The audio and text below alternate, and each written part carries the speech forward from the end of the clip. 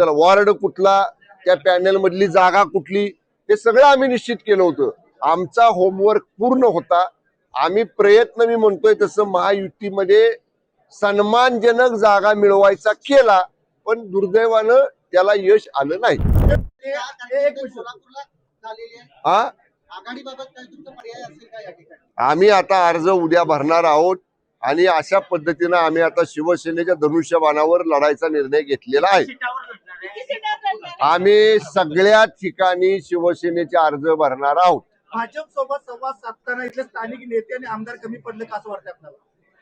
आता झाल्या गेल्या गोष्टींवर कशाला चर्चा करायची? तर बाकीचे मंत्री तर तळ ठुकणे, जयंत पाटील तळ ठुकणे, पण आपला नेता इथं कुठेही दिसला नाही, आमदार असो किंवा स्थानिक नेते. नाही, आम्ही आहोत ना. तुम्ही त्या प्रेस नंतर आजच दिसला नाही साहेब, माझ्या 4 बैठका झाल्या.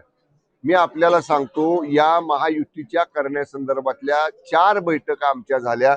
आमच्या पदाधिकाऱ्यांच्या सुद्धा आमच्या 2 बैठका झाल्या. आम्ही किती जागा मागायच्या या आम्ही आमच्या अंतर्गत बैठकीमध्ये निश्चित केल्या होत्या.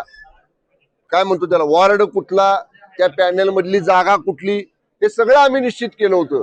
आमचा होमवर्क पूर्ण होता.